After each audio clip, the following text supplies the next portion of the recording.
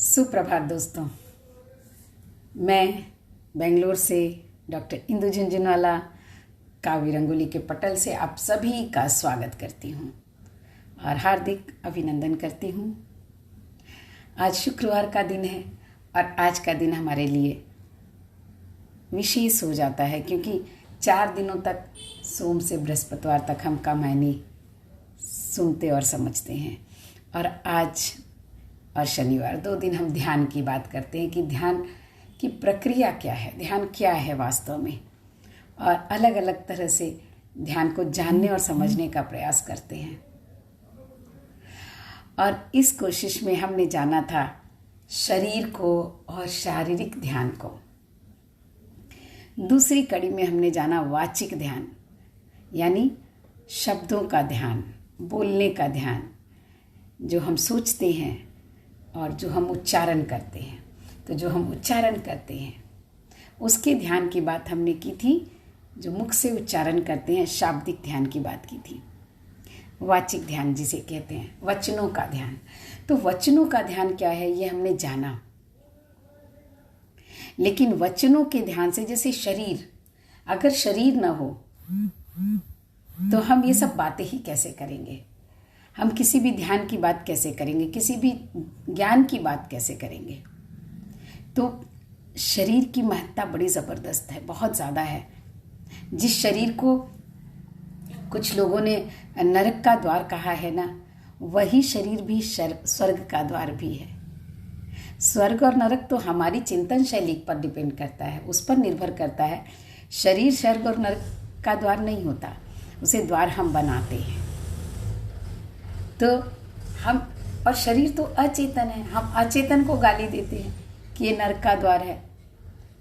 शरीर, मन, ये सारे अचेतन हैं। और वाणी जब चेतना में परिवर्तित हो जाते हैं तो 3 चीज़ें हैं, और उसमें जो हम शरीर की बात करते हैं तो ये अचेतन है। किंतु इसमें जब हमारी चेतना का जब प्रकाश पड़ता है ना, तो ये चेतन की तरह कार्य करता है। और चेतना का प्रकाश हमारा कौन सा है, इस पर फर्क पड़ेगा। हमने ट्यूब लाइट जलाई है तो वाइट लाइट ही आएगी, येलो लाइट जलानी है तो येलो स्विच ऑन करना पड़ेगा, पंखा ऑन करना है, फैन चलाना है, हवा चाहिए तो फैन का स्विच ऑन करना पड़ेगा। तो इसमें स्विच का कोई दोष नहीं हो सकता। हमने कौन सा स्विच ऑन किया है ये हमारी समझ है। तो शरीर जो है वो स्विच की तरह है, हम कौन सा ऑन करते हैं, किस चेतना के द्वार को खोलना चाहते हैं। शरीर, इंद्रिय और मन, ये तीनों अचेतन हैं। शरीर से जुड़ा है इंद्रिय और इंद्रियों के साथ जुड़ा है मन, और ये तीनों चीज़ें अचेतन हैं। पहले इसे समझ लें। हम आँखों से देखते हैं, नाक से सूंघते हैं, मुंह से बोलते हैं, कानों से सुनते हैं और हाथ हिलाते हैं, या अपने शरीर की जो भी क्रियाएं करते हैं, ये सारे माध्यम हैं, ये सारे के सारे माध्यम हैं। हम आँख से कुछ देखा हमने, लेकिन अगर उसको हमारी चेतना ने ग्रहण नहीं किया तो ये आँखों से देखा हुआ कोई काम नहीं आता, क्योंकि आँखें निर्जीव हैं, अचेतन हैं। जब तक उसमें चेतना नहीं है तो मुख्य बिंदु चेतना हो गई। मन जो है, मन किसी चीज़ को देखा और मन उस चीज़ पर आ गया, हम कहते हैं मन है ऐसा। लेकिन मन हम उत्पन्न करते हैं, मन भी होता नहीं है। तो मन भी अचेतन है, लेकिन उसमें हम अपनी चेतना भरते हैं। टीवी पर कोई पिक्चर चलती है, हम देखते हैं, और उसके साथ जब हम अपने आप को जोड़ लेते हैं तो मन सक्रिय हो जाता है, बुद्धि सक्रिय हो जाती है। तो हमने बात की थी मन पर, हम गहराई से बात अलग से करेंगे। बात हमारे ध्यान की चल रही थी। तो ध्यान की दृष्टि से अगर हम देखें तो वाचिक ध्यान के बारे में हमने जाना। शारीरिक ध्यान, शरीर को स्थिर कर लेना, बिल्कुल स्थिर कर लेना। जैसे हम कायोत्सर्ग जिसे कहते हैं, काया का उत्सर्ग कर लेना, वो शारीरिक ध्यान हो गया। वाचिक ध्यान, जब हम शब्दों को मौन कर लेते हैं, जब हम बोलते नहीं हैं, लेकिन हम बोलते तो नहीं हैं, लेकिन हमारा मन तो बोलता है, हमारे अंतर में चलता रहता है। हम बोलते ही क्यों हैं? हम बोलते बहुत सारे कारणों से, जिसमें सबसे बड़ा कारण होता है विकल्पों का। हमारे मन के अंदर इतने सारे विकल्प होते हैं, इतनी सारी बातें होती हैं जिसको हम एक दूसरे से कहना चाहते हैं, इसलिए बोलते हैं। तो बात जब मानसिक ध्यान की होती है तो बात रास्ता बनता है इन विकल्पों को जानने का। हमारे मन में कितने सारे विकल्प उठते हैं और उन विकल्पों को जानने का, जब हम उनको जानेंगे तभी तो उनको शांत कर सकते हैं। जैसे जब हम शब्दों को बोलते हैं, मैंने कहा जागृत अवस्था, जागरण की अवस्था, कि हम जब जो बोल रहे हैं, क्या बोल रहे हैं वो जान लें, कैसे बोल रहे हैं वो जान लें, उसकी आवश्यकता समझ लें। और आवश्यकता जैसे जैसे समझने शुरू कर देते हैं, अपने आप कम होता जाता है बोलना, अपने आप बहुत बहुत कम, और उतना आवश्यक जो होता है ना, फालतू सारा साइड हो जाता है। जैसे मैंने बताया था, चलनी में छानो ना तो कचरा नीचे चला जाता है, ऊपर जो बच जाता है वो मोटा अनाज बच जाता है, उसके अंदर के पत्थर कंकर धूल धूल सब झड़ जाते हैं। तो जब हम छानने लग जाते हैं अपनी वाणी को और छान करके बोलते हैं ना, तो वो वाचिक ध्यान बन जाता है। और ये जो यात्रा है ध्यान की, ये शारीरिक ध्यान से मानसिक ध्यान तक और फिर आत्मिक ध्यान तक जाने की बात है। तो अब ये जो यात्रा बनी कि हमने छान लिया शब्दों को और हम आगे बढ़ते हैं, तो आगे कैसे बढ़ते हैं, मानसिक ध्यान तक कैसे पहुंचते हैं। आज और कल हम इस दो यात्रा को समझेंगे कि मानसिक ध्यान तक कैसे पहुंचा जाए। तो जब हम शब्दों को बोलते हैं, एक बड़ी सुंदर सी ना एक प्रसंग याद आ गया, उसको मानसिक ध्यान को समझने के लिए एक प्रसंग याद आ गया है मुझे, कि एक छोटा सा बच्चा था और उनके जो गुरु थे ना, वो मकरा एक साधक थे जिनका नाम था हेकुइन, और उस साधक का एक छोटा सा शिष्य था। उस शिष्य का नाम था, उस शिष्य का आप कुछ भी नाम रख लो, लेकिन वो शिष्य जो था बहुत छोटा सा एक बच्चा था, करीब 12 साल का बच्चा था। और उस शिष्य ने अपने गुरु से कहा कि ये मुझे ध्यान करना है और मुझे ध्यान में स्थिर होना है, मैं किस तरह से ध्यान कर सकता हूँ और ध्यान की प्रक्रिया क्या है। तो छोटा बच्चा था, साधक को बड़ा प्यार लगा, बहुत प्यार आया। उन्होंने उससे एक बात कही कि तुम एक काम करो, मैं तुम्हें एक काम सौंपता हूँ। पहले के जो साधक होते थे ना और जो गुरु भी होते थे, वो बड़ा, जो जिसको गुरुकुल हम कहते हैं ना, वो परंपरा बहुत ही खूबसूरत थी। वो खुद उत्तर नहीं देते थे, वो बातों का अर्थ खुद नहीं समझाते थे, बल्कि वो कुछ ऐसा कार्य दे देते थे जिस कार्य को करते करते अपने आप उसका उत्तर शिष्य को मिल जाता था। और एक वास्तव में कहा जाए ना, तो शिक्षा की जो सही परंपरा है ना, वो परंपरा यही होनी चाहिए, जो गुरु सारे उत्तर खुद दे देता है, शब्दों में उत्तर दे देते हैं, तो वो अनुभव तक ग्राह्य नहीं हो पाता, अनुभव तक पहुंचता नहीं है। और मुझे लगता है कि कहीं ना कहीं आज की जो हमारी शिक्षा पद्धति है ना, यहीं पर आकर मात खाती है। हम सारी चीज़ें किताबों में लिखी हुई देखते हैं, और अभी तो गूगल बाबा में सब कुछ मिल जाता है, लेकिन वो सारी चीज़ें हमारी अनुभव से गुजरती नहीं हैं। इसलिए सब कुछ पढ़कर भी हम उस तोते की तरह होते हैं। जो मैंने एक कहानी सुनाई थी, शिकारी आएगा, जाल बिछाएगा, दाना डालेगा, तुम उसमें मत फंसना, और वो तोता फंस जाता है, गाते रहता है। तो हमारी जितनी भी पढ़ाई है, जितना हम कोशिश करते हैं, ज़्यादा से ज़्यादा हम ये कोशिश करते हैं कि सारी हमारी पुस्तक में आ जाए, और उन पुस्तकों को शिक्षक भी पढ़ते हैं और शिष्य सुन लेते हैं, बात खत्म हो जाती है। और फिर हम परीक्षा लेते हैं तो वो रटा हुआ जा कर के वो उसमें लिख कर आ जाते हैं। और मुझे लगता है कि आज जो चरित्र निर्माण की जब हम बात करते हैं ना, तो इसके पीछे सबसे बड़ा कारण यही बनता है कि हमने रटे लिखे लिखाए चीज़ों को पढ़ा और वो अपने शिष्य के गले में उतार दिया, और उसने भी उसको रट रटा करके पेपर पे उतार दिया, बात वहाँ ख़त्म हो जाती है। लेकिन गुरुकुल की जो परंपरा थी, उसमें शिष्यों को कहा जाता था कि तुम जाओ, और ये इस चीज़ों का पता करो, पता लगा के आओ। अनुभव दिया जाता था उसका, व्यवहारिक, जिसको प्रैक्टिकल बोलते हैं ना। जैसे साइंस में आप देखते हैं, किसी को डॉक्टर बनना है तो वहाँ जो प्रैक्टिकल होता है, मैं कहती हूँ सबसे बड़ा प्रैक्टिकल चरित्र निर्माण के लिए, चरित्र विकास के लिए होना चाहिए। हमारी सारी की सारी पढ़ाई जो है वो सिर्फ बुद्धिमान बनाने की नहीं, विद्यावान बनाने की है। बुद्धि तो हमारे पास जन्मजात होती है, सहजात होती है ना। तो विद्यावान हम बनाते हैं, जो लिखा हुआ है उसे रटा देते हैं, खुद भी रट लेते हैं, सामने वाले को भी रटा देते हैं। तो लेकिन ये जो गुरु थे ना, इन्होंने पहले के जो हमारे साधक हैं वो ऐसा नहीं करते थे। और इसीलिए गुरुकुल की परंपरा में, चाहे वो राम हुए हो या वो कृष्ण हुए हो या बुद्ध हुए हो या महावीर हुए हो, उन्होंने बात अनुभवों की है। अगर आप गीता पढ़ते हैं, अगर आप महाभारत पढ़ते हैं, रामायण पढ़ते हैं, तो उसमें सारी की सारी बातें अनुभवों की है। किस तरह से चीज़ों को आप जीवन में अनुभव करते हैं। तो इस साधक ने कहा कि पुत्र, तुम एक काम करो, तुम जाकर के एक हाथ का शब्द ढूंढ कर लाओ। एक हाथ का शब्द, एक हाथ का शब्द क्या होता है?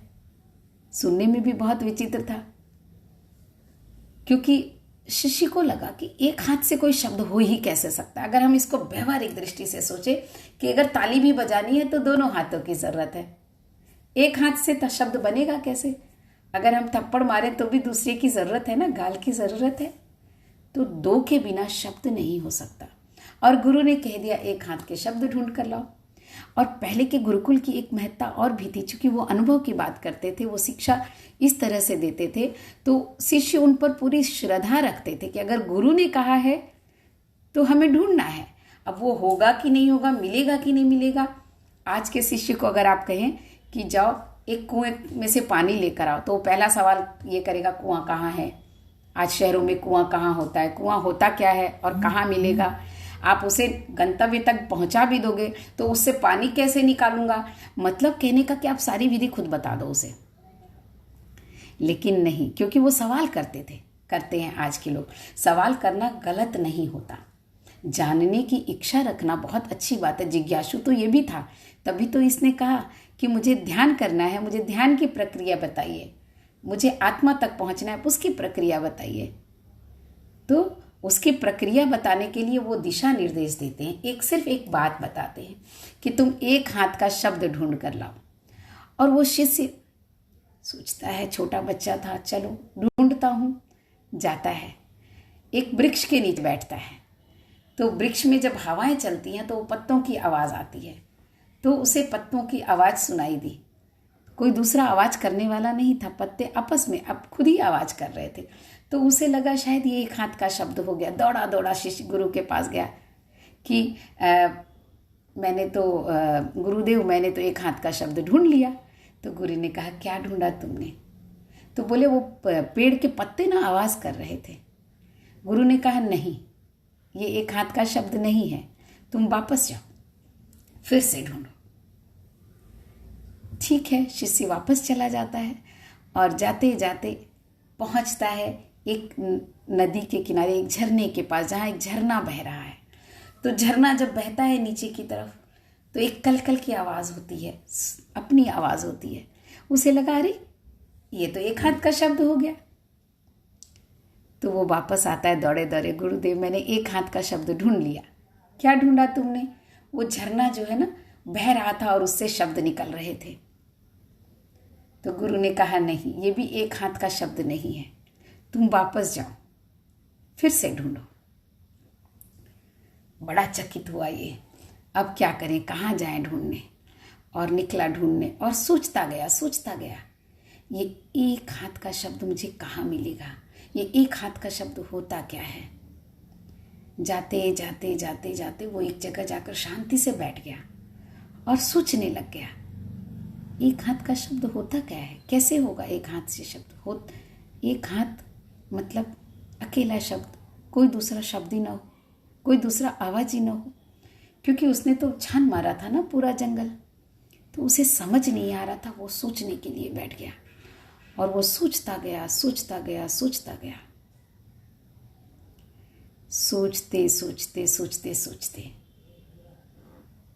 कहीं वो पूरे ध्यान में चला गया उस एक हाथ के शब्द से, और तब वह उस स्थिति में पहुंचा, वो उस गहराई में पहुंचा आत्मा की जहां कोई शब्द नहीं था।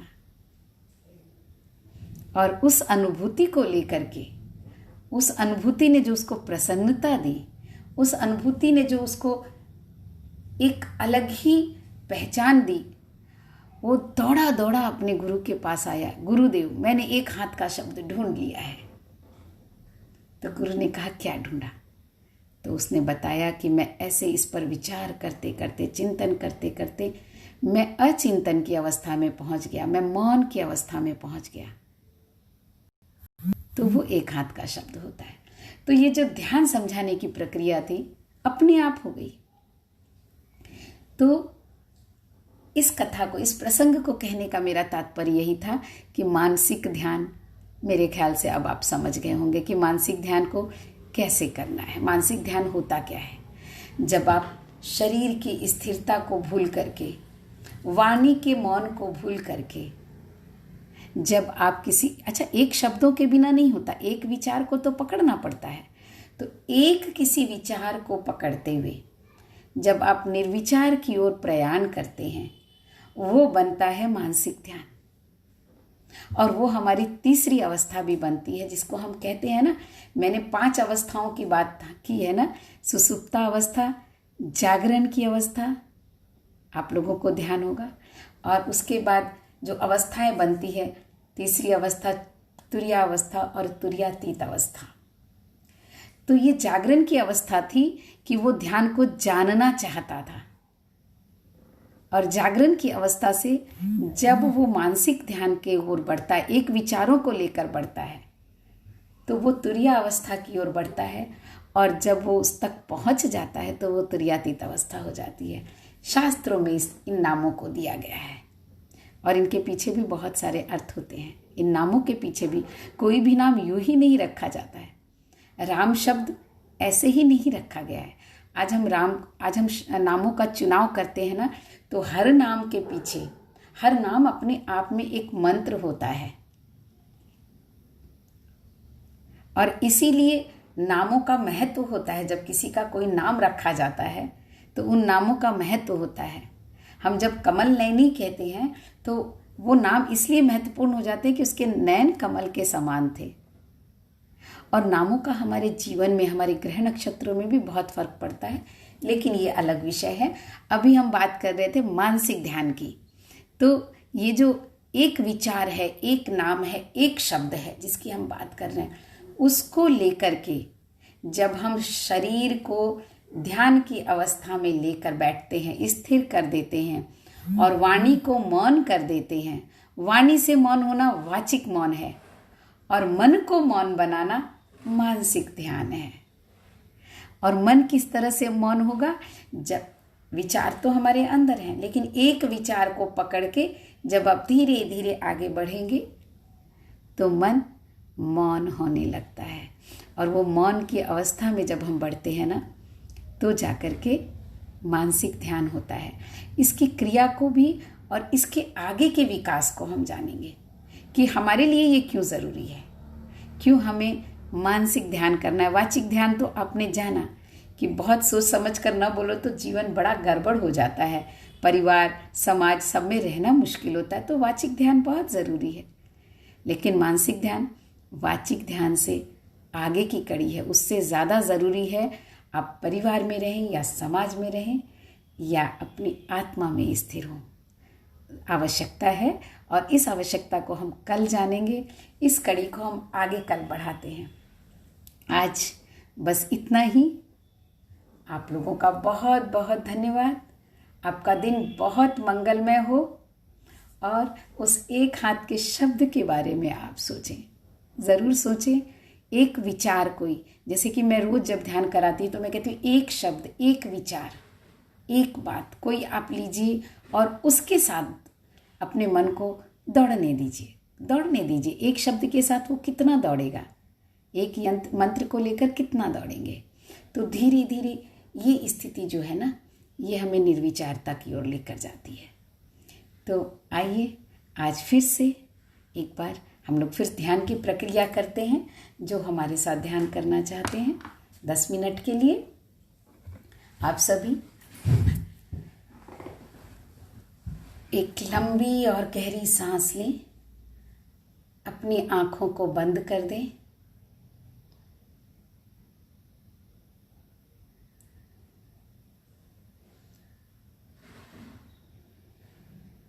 और अपने पैरों के उंगली, अंगूठे, पैर,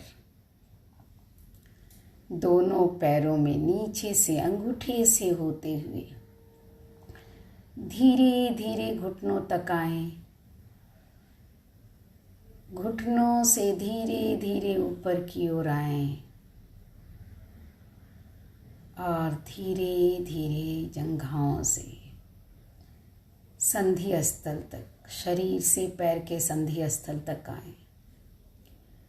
अपने दोनों पैरों को देखें, उसमें कहाँ कहाँ तनाव है, कहाँ कसाव है, कहाँ दर्द है, उसे महसूस करते हुए धीरे धीरे उसे विश्राम दें, उसे ढीला छोड़ते जाएं।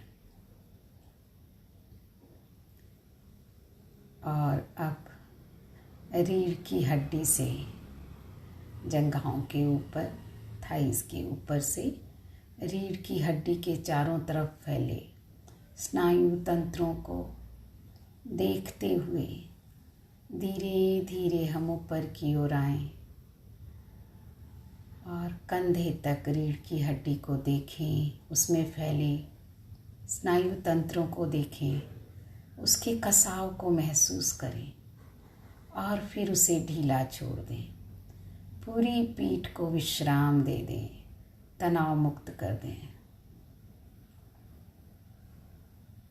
दोनों हाथों की उंगलियां, हथेली, हाथ, कंधे तक का पूरा हाथ, उसे तनाव मुक्त और ढीला छोड़ दें पूरी तरह से। अब पेट के निचले हिस्से, पेट, नाभि से होते हुए ऊपर, वो सीधी रेखा नाभि के नीचे से लेकर सीधी रेखा गर्दन से सहस्त्रार तक, ब्रेन तक जाती है, बुद्धि तक जाती है। पूरे पेट की सारी क्रियाओं को देखने का प्रयत्न करें और छाती, फेफड़ा, पेनक्रियास, लीवर, सभी को तनाव मुक्त करते हुए कंधे तक आएं।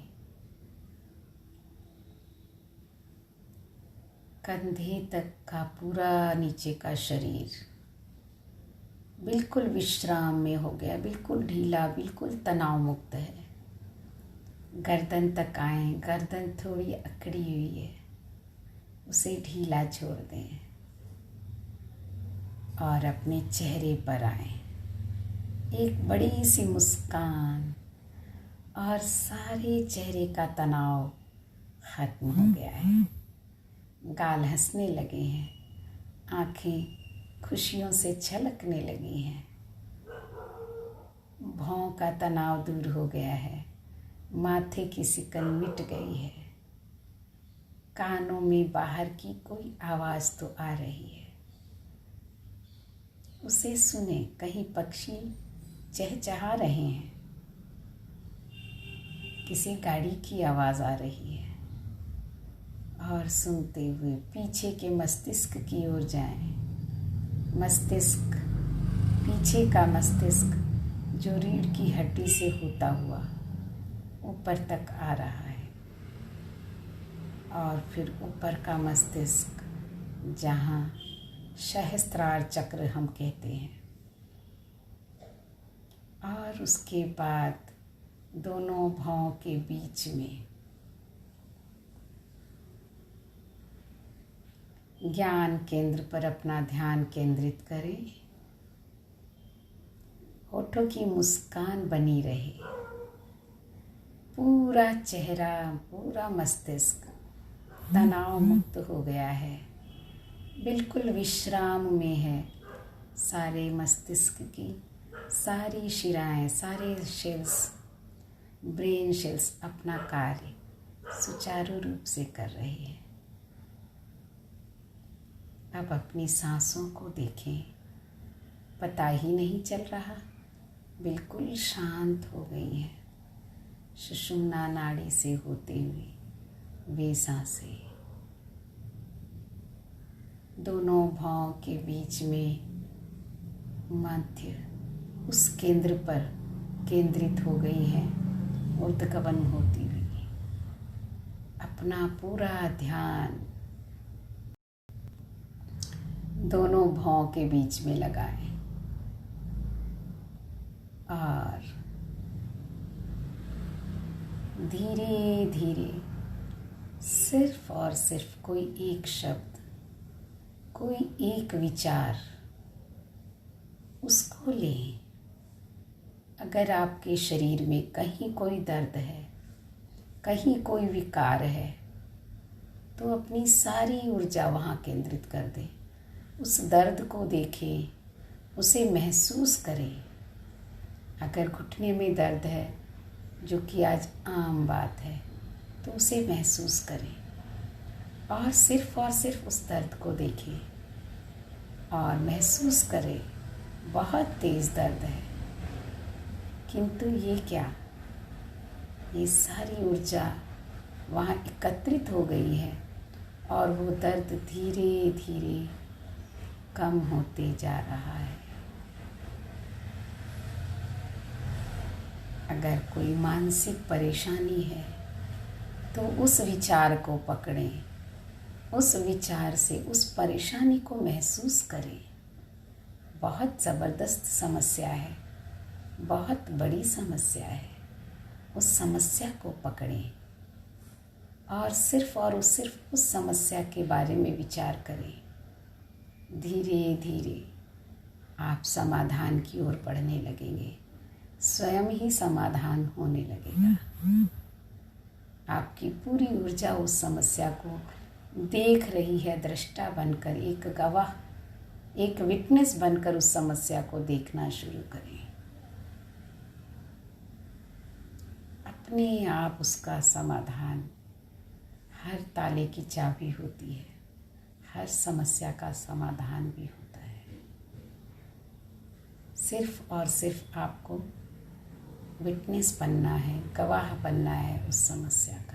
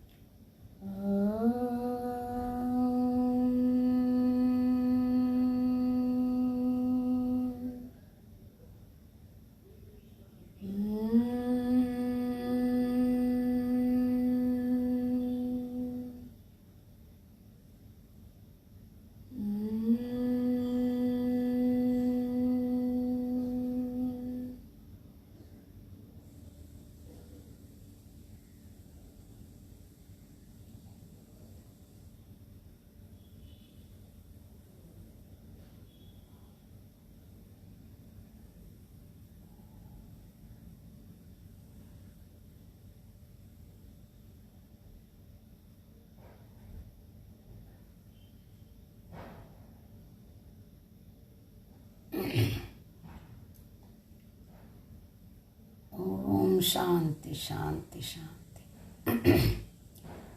असतो मा सद्गमय तमसो मा ज्योतिर्गमय मृत्योर्मा अमृतं गमय। ओम शांति शांति शांति।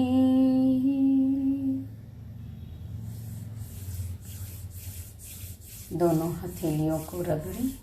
जो ध्यान से उठना चाहे अब, और जो करना चाहे कंटिन्यू करते रहें। दोनों हथेलियों को रगड़ें और सर से चेहरे पर, कंधे से होते हुए पूरे शरीर पर, जहाँ तक आप हाथों को ले जा सके। इस शरीर के होने का एहसास करें। फिर से एक बार हथेलियों को रगड़ें और अपनी आँखों पर कटोरी की तरह 30 सेकंड तक कम से कम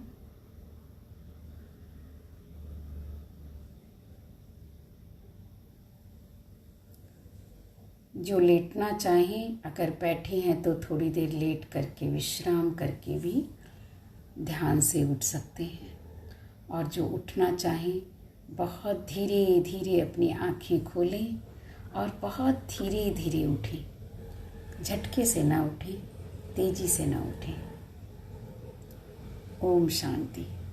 इस रविवार को हम ओम का एक अलग ध्यान करेंगे, एक अलग कोशिश, एक शब्द को लेकर आगे बढ़ने की। आपका दिन बहुत मंगलमय हो। आप वचनों से मौन की ओर प्रयाण करें। धन्यवाद।